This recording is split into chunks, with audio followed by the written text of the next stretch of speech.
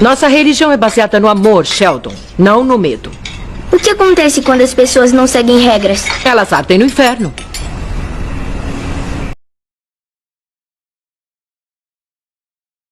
Então você acha que todo mundo vai pro inferno? Inferno não existe. Isso é criação das religiões para controlar a massa. Existe sim. Deus é justo. Você acha justo queimar a própria criação para sempre? Você tem alguma religião? Não, e nem pretendo ter. Por quê? Todo mundo precisa ir para a igreja. Você está insinuando que Deus está nas igrejas? Sim. E onde mais estaria? Acha mesmo que o Criador do Universo está preso nos templos de tijolos? A igreja é um reino sagrado. Você não concorda? A minha casa é o meu templo sagrado. É nela onde eu converso com Deus todos os dias. Nossa! Presta atenção. Eu vou falar só uma vez. Yeshua HaMashiach não tinha religião. Quem é esse? Como não conhece? É o verdadeiro nome de Jesus Cristo. Ele veio para pregar o amor, perdão, justiça e transformação interior. Os seus ensinamentos têm como ênfase valores éticos e espirituais. O problema é que depois o seu fã-clube passou a criar milhares de religiões e regras que não fazem sentido algum. Você é ateu? O quê? Você está prestando atenção? Olha, Deus quer que você adore a Ele. Deus quer que você viva a sua vida. Sim, adorando a Ele. Deus não precisa de fãs. Ele precisa que você viva a sua vida da melhor forma possível, usufruindo de seus ensinamentos. Espera, você não quer agradecer a Ele? Eu agradeço a Deus cuidando de mim. Cuidando da minha família e não batendo no peito como um papagaio repetindo palavras de uma escritura. Você é ateu, sim. Você acha que só porque vai à igreja uma vez por semana tem o lugar garantido no céu, né? Sinto lhe informar, mas você é uma pecadora, assim como todos nós. Então você acha que todo mundo vai pro inferno? Inferno não existe. Isso é criação das religiões para controlar a massa. Existe sim. Deus é justo. Você acha justo queimar a própria criação para sempre? Eu acho. O mal só existe porque ele permite. Não faz sentido ele castigar o que ele mesmo permite existir. E nem me venha falar de livre-arbítrio. Ninguém tem o verdadeiro livre-arbítrio. Mas eu sou livre. Você vive em um grande domo. O sistema manda em você. Ele determina quem você vai ser. O que você quer dizer com isso? Eles criam doenças em laboratório. Criam eventos climáticos catastróficos. Criam alimentos cancerígenos. O sistema quer te envenenar, quer te controlar. Você não é realmente livre. A medicina é o lugar mais sujo que se possa imaginar. Gênios criam a cura para enfermidades e a indústria farmacêutica coloca um fim neles.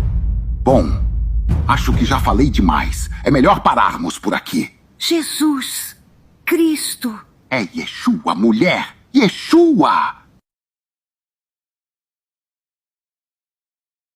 Desafio qualquer cristão a responder quem escreveu a Bíblia. Nunca obtive a resposta certa, já que faço essa pergunta toda vez que pergunto cara a cara. Eles não têm ideia. Começam me dizendo os nomes dos apóstolos. Você conhece eles? Começam a falar. Você conhece Judas, João e todos esses. Mas não, eles não escreveram nada. Aqueles homens eram analfabetos, não sabiam nem ler ou escrever. A Bíblia foi escrita de 100 depois de Cristo a 900 depois de Cristo pelos fenícios, seguidores de Hermes. Tanto o sacerdote Atlante que escreveu a Bíblia quanto outros. Eles não escreveram uma Bíblia, apenas começaram a copiar textos antigos de todo o mundo. Restos da Biblioteca de Alexandria foram copiados em diferentes papéis de pergaminho e colocados dentro de vasos e jarros em cavernas, ao longo do tempo, entre 100 d.C. e 900 d.C. Eles traduziam tabuinhas para papel pergaminho e os armazenavam corretamente. Estudavam e liam essas coisas em cavernas, no meio da noite e em outras situações. Assim, ao longo desse período, de 100 a 900 depois de Cristo, muito depois da morte de Jesus, Paulo, Judas e Mateus, que estavam mortos há 2000 anos, essas informações foram acumuladas. A Bíblia não foi escrita em tempo real. Ninguém estava andando por aí, escrevendo o que Mateus disse ou anotando as palavras de Jesus na hora. Essas informações vieram de textos antigos, recopiados em diferentes papéis de pergaminho. A prova está nos próprios textos, onde se podem encontrar citações e declarações exatas dos textos antigos. Algumas palavras foram copiadas diretamente para esses pergaminhos. Mais tarde, quando essas coisas foram descobertas, foram reunidas e surgiu a ideia de criar um livro canonizado. Foi nesse contexto que o Concílio de Nicéia se reuniu e começou a analisar e curar o que entraria na Bíblia canonizada e o que ficaria de fora. Quando chegaram a uma boa mistura, decidiram publicar. Eles retiraram partes que falavam sobre alienígenas, naves espaciais e OVNIs. Ajustaram o texto conforme necessário para dominar as pessoas e o planeta.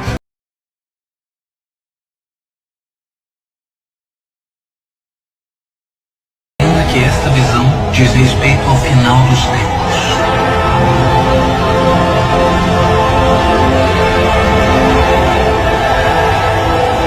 Final dos tempos.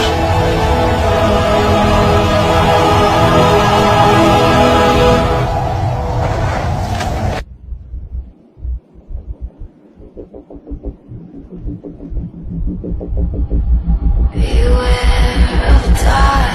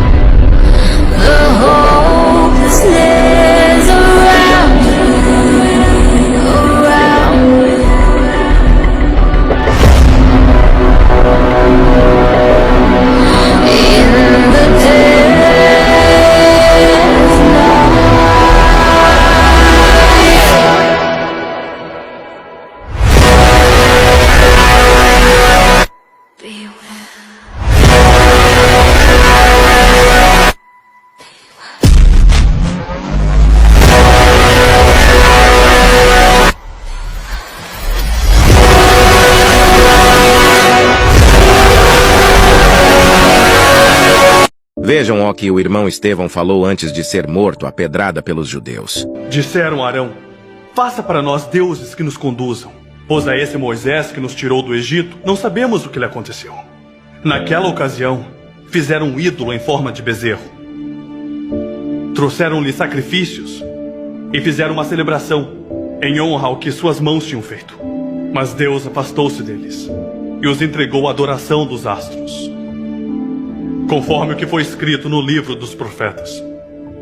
Foi a mim que vocês apresentaram sacrifícios e ofertas durante os 40 anos no deserto, ó nação de Israel. Em vez disso, levantaram o santuário de Moloque e a estrela em que Deus Refã, ídolos que vocês fizeram para adorar. Portanto, eu os enviarei para o exílio, para além da Babilônia. No deserto, os nossos antepassados tinham o tabernáculo da aliança, que fora feito segundo a ordem de Deus a Moisés, de acordo com o modelo que ele tinha visto. Tendo recebido o tabernáculo, nossos antepassados o levaram sobre a liderança de Josué, quando tomaram a terra das nações que Deus expulsou de diante dele. Esse tabernáculo permaneceu nesta terra até a época de Davi, que encontrou graça diante de Deus e pediu que ele lhe permitisse providenciar uma habitação para o Deus de Jacó. Mas foi Salomão quem lhe construiu a casa. Todavia, o Altíssimo não habita em casas feitas por homens. Como diz o profeta, o céu é o meu trono, a terra, o estrado dos meus pés. Que espécie de casa vocês me edificarão? Diz o Senhor. Ou onde seria meu lugar de descanso? Não foram as minhas mãos que fizeram todas essas coisas?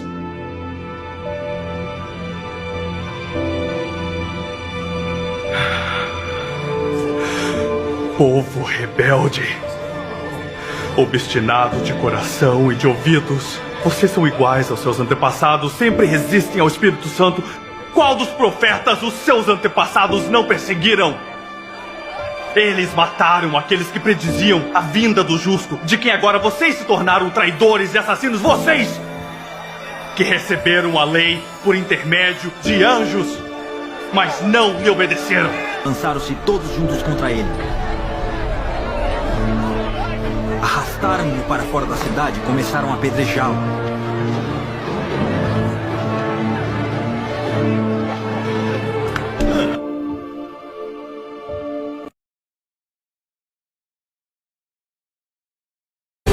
A Inquisição foi uma poderosa instituição estabelecida dentro da Igreja Católica para castigar e erradicar a heresia na Europa e na América. Desde suas origens no século XII, sua fama se deu pela monstruosidade das torturas infligidas e pela implacável perseguição de judeus e muçulmanos. Sua manifestação mais cruel foi registrada na Espanha, onde a Inquisição chegou a executar cerca de 32 mil pessoas.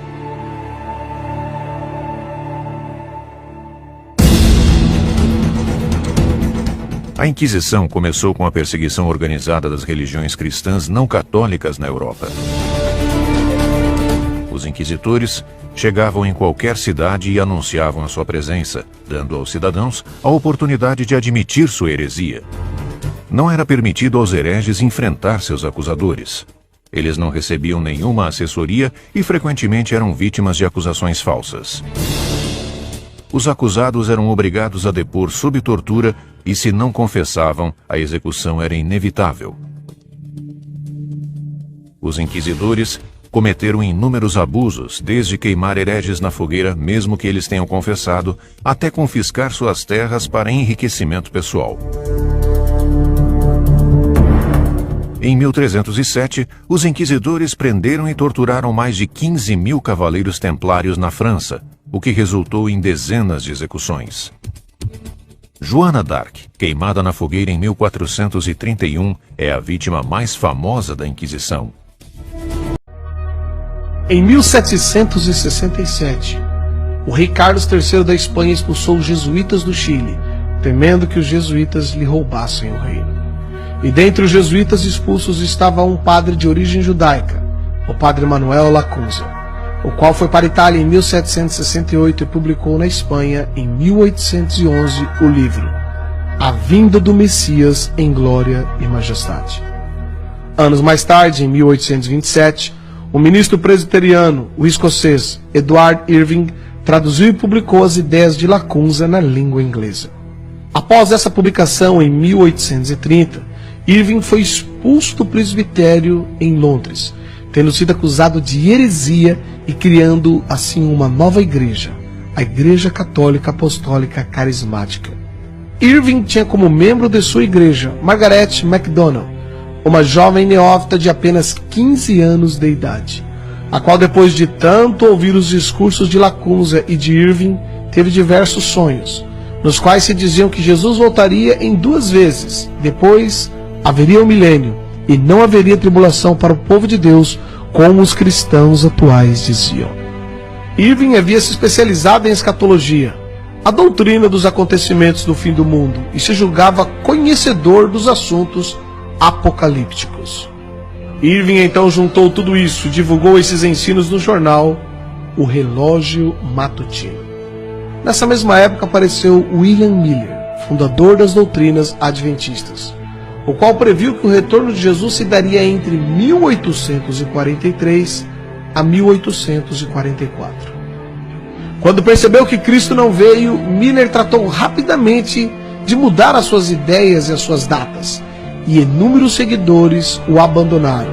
Porém, um grupo permaneceu e fundaram assim a Igreja Adventista do Sétimo Dia.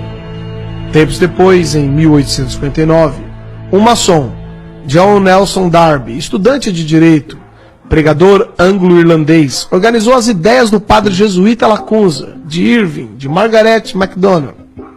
Darby ensinou que a igreja seria arrebatada antes da grande tribulação, que para ele duraria 7 anos.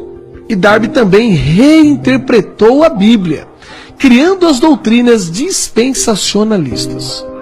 Os ensinos de Darby foram amplamente disseminados ao redor do mundo quando um pseudo-advogado maçom norte-americano chamado Cyril Scofield publicou a Bíblia de Estudo Scofield. Segundo relatos da época, Scofield foi um advogado maçom, acusado de corrupção e que se entregou à bebida e, como consequência, separou-se de sua esposa e de seus filhos, abandonando-os. Tempos depois, se tornou membro da Igreja Congregacional e trabalhou com Moody. Scofield divulgou amplamente o sistema teológico desde Lacunza até Darby, o qual afirmava que o retorno de Jesus Cristo ocorreria antes da grande tribulação e, portanto, os cristãos não deveriam preocupar-se tanto assim. Após ter sido ordenado, Scofield casou-se novamente e passou a fazer conferências bíblicas e distribuindo na América cursos bíblicos por correspondência. Scofield imitou Charles Taze Russell, o fundador da seita Testemunhas de Jeová, o qual afirmava que Jesus voltaria de modo invisível em 1874, seguido por um outro retorno em 1914. Em 1909, Scofield publicou a primeira edição da Bíblia que leva o seu nome.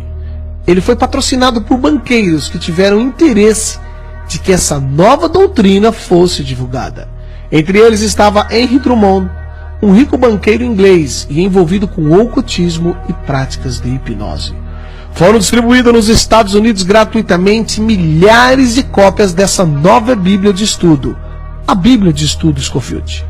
A partir desta nova crença, mudou-se a mentalidade dos cristãos americanos e, em seguida, de todo o mundo.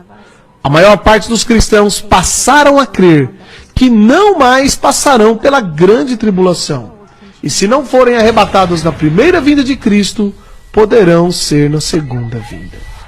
Juntando-se a isso, surgiu o escritor de ficção Tim LaHaye, que popularizou através de livros e diversos filmes as ideias da Bíblia de Estudo Scofield. E Tim LaHaye lançou também a sua própria Bíblia, a Bíblia de Estudos Tim LaHaye. Os filmes de Tim LaHaye são ficção, como ele mesmo diz, e mostram as ideias de Lacunza, de Irving, de Miller, de Darby, Scofield, os quais afirmam que a vinda de Jesus, isto é, o arrebatamento, não será visível, mas será um rapto, uma espécie de sequestro, e que os cristãos que não forem arrebatados poderão ir na segunda vinda ou nos 1000 anos que seguirão.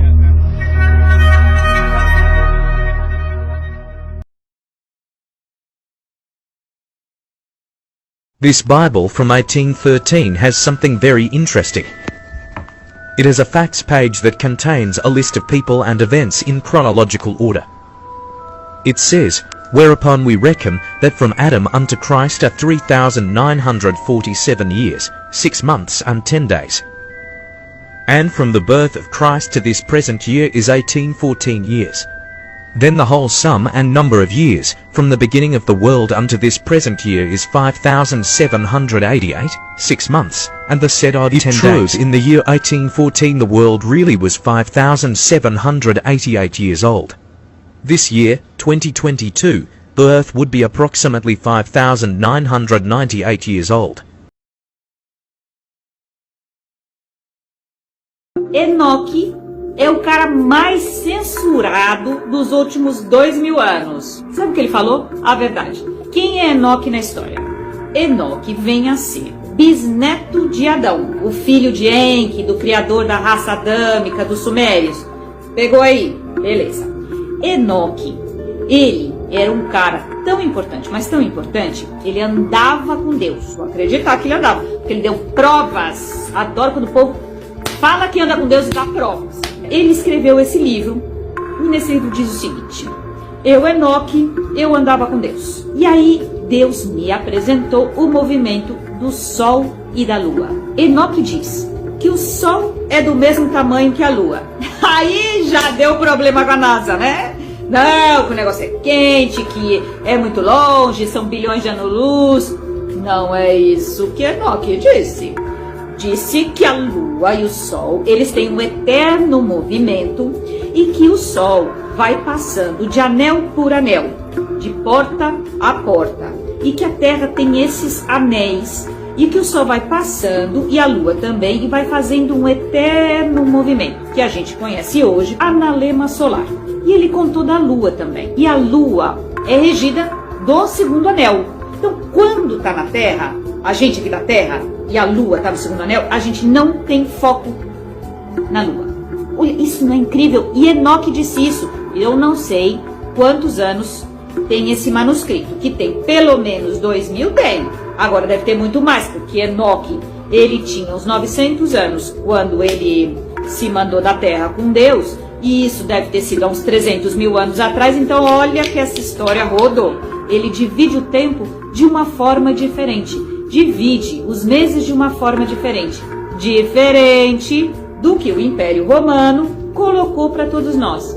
Eu tô achando que o Império Romano tinha um quê aí com essa história de fake news. Eu acho que a história foi mudada ali para que a gente não abrisse os olhos para o conhecimento.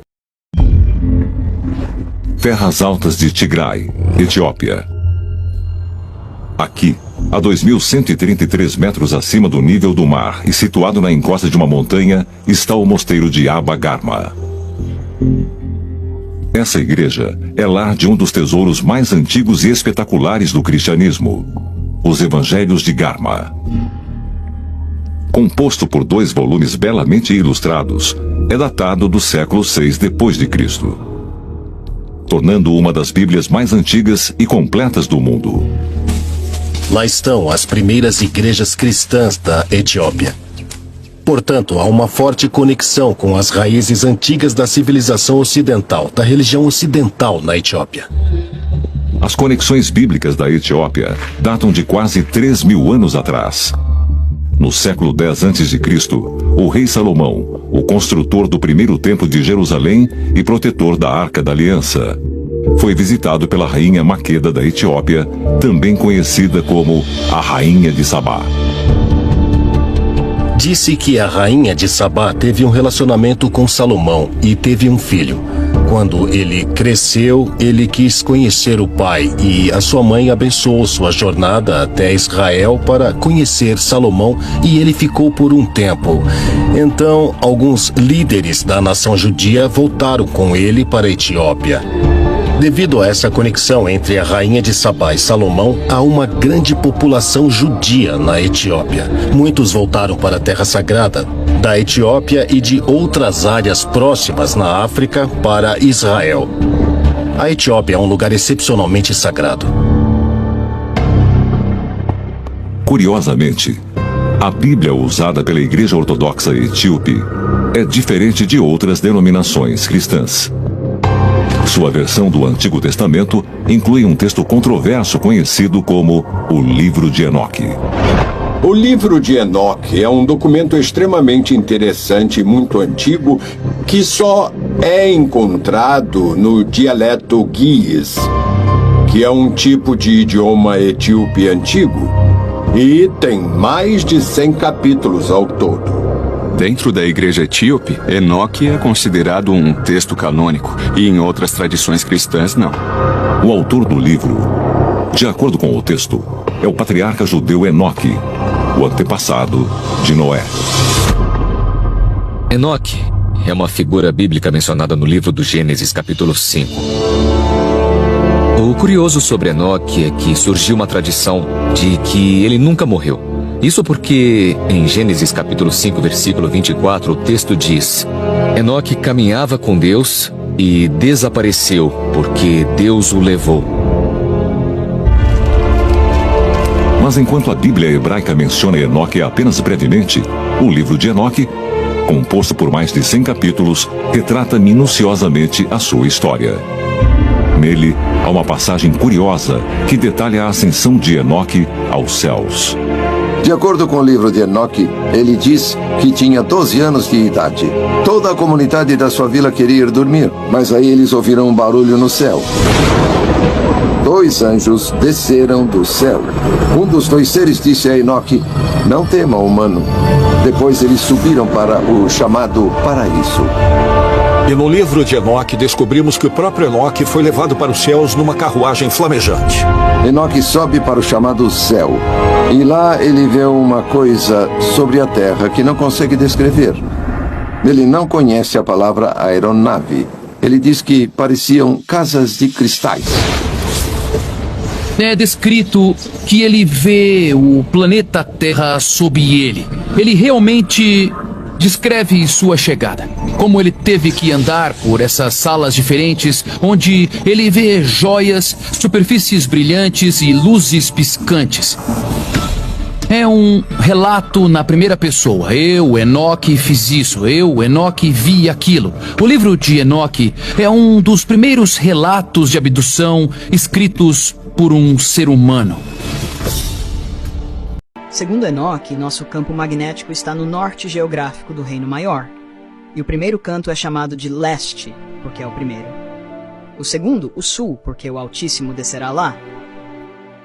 O terceiro canto é nomeado Ocidente e o quarto canto, o Norte, é dividido em 3 partes. A primeira delas é para a habitação dos homens. A segunda contém mares de água, abismos, florestas e rios e escuridão e nuvens. E a terceira parte é o Jardim da Retidão. O vórtice está no centro do reino, ou o que é mais apropriadamente chamado de verdadeiro norte. A imagem de raio-x da Terra no mapa da Lua não exibe esse vórtice, mas, como discutido, ele está presente na segunda imagem do firmamento, na coroa do firmamento. Vemos isso refletido no umbigo do mundo. Pode ser que o Jardim da Retidão ao qual Enoque se refere, e o que também é conhecido como Hiperbórea, esteja localizado exatamente onde Sturgios o plotou, mas essa terra não é o verdadeiro norte ou o vórtice central,